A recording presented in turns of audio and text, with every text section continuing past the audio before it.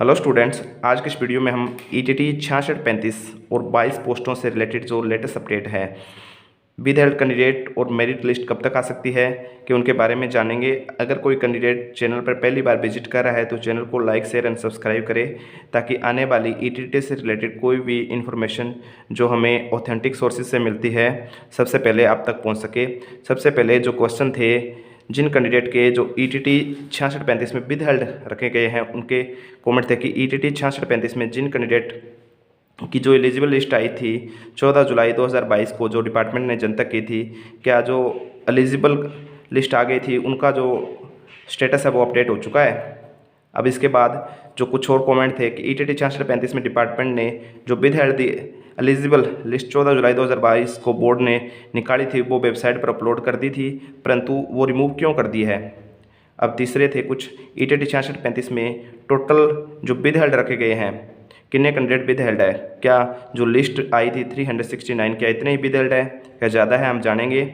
ETT 6635 में जो with held candidate है उनका सोल्यूशन कब तक हो सकता है, बहुत जल्द हो सकता है, हम जानेंगे। और सेकंड लिस्ट की जो मेरिट है वो कब तक आ जाएगी, सेकंड लिस्ट कब तक आ जाएगी। सबसे पहले हम जानते हैं ईटीटी 6635 में जिन कैंडिडेट की एलिजिबल लिस्ट आई थी जो 14 जुलाई 2022 को डिपार्टमेंट ने जनतक की थी, क्या उनका स्टेटस अपडेट हो चुका है।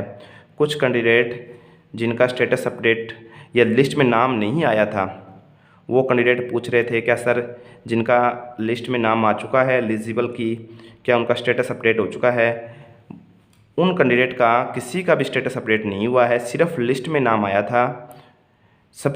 और इसके बाद हम बात करते हैं कि ईटीटी 6635 में डिपार्टमेंट ने जो विद हेल्ड की एलिजिबल लिस्ट वेबसाइट पे अपलोड की थी वो रिमूव क्यों कर दी है, क्योंकि जो डिपार्टमेंट है उसने सिर्फ उन्हीं कैंडिडेट जिनका डीएड यानी डिप्लोमा इन एजुकेशन और डीईएलडी डिप्लोमा इन एलिमेंट्री एजुकेशन की वजह से कोई भी इशू था तो उन्हीं को अभी एलिजिबल किया था।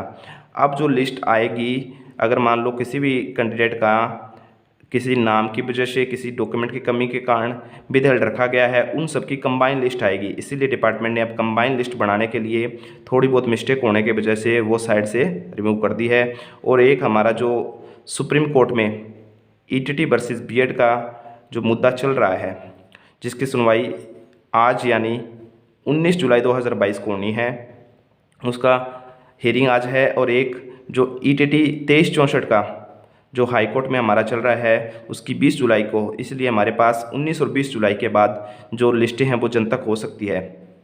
अब अगर हम बात करें ईटीटी 6635 में जो टोटल कैंडिडेट हैं वो कितने हैं, बार बार स्टूडेंट के कमेंट आ रहे हैं। जैसे मान ले अगर हमारे पास जो एलिजिबल की लिस्ट आई 369 369, क्या सर इतने ही कैंडिडेट को विद हेल्ड रखा गया है, नहीं इतने कैंडिडेट नहीं है। अगर हम कुल मिला के और माने, हमने पहले वाले वीडियो में भी बताया है कि कुल मिला के हमारे पास अप्रोक्सीमेटली लगभग 450-480 के करीबन जो कैंडिडेट हैं उनको विद हेल्ड रखा गया है।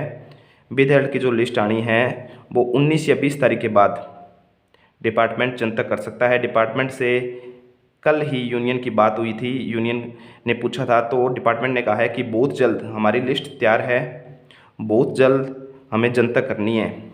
तो डिपार्टमेंट इन दो जो हियरिंग चल रही है अपनी, जो सुप्रीम कोर्ट का फैसला आने वाला है और एक हाई कोर्ट का, इन फैसले पर मेन तो सुप्रीम कोर्ट के फैसले का वेट कर रहा है। इसके अगर हम बात करें ईटीटी 6635 का जो सॉल्यूशन जल्द यानी ईटीटी 6635 में जो कैंडिडेट को विद हेल्ड रखा गया है उनका सॉल्यूशन यानी 19 या 20 तारीख के बाद कभी भी लिस्ट डिपार्टमेंट जनतक कर सकता है और उनको डिपार्टमेंट भी जल्द से जल्द ज्वाइनिंग करवाना चाहता है।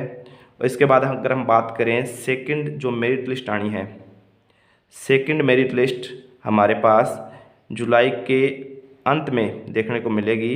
और जिन कैंडिडेट के 3 या 4 नंबर कम बन रहे हैं उनके उन लिस्ट में नाम आने का पूरी संभावना है। आगे की कोई भी जानकारी हमें विद हेल्ड कैंडिडेट से रिलेटेड, सेकंड लिस्ट से रिलेटेड और मेरिट लिस्ट से रिलेटेड कोई भी जानकारी हमें डिपार्टमेंट से मिलती है तो तुरंत चैनल पर बता दिया जाएगा। आगे की जानकारी के लिए चैनल को लाइक शेयर एंड सब्सक्राइब करें। Thank you.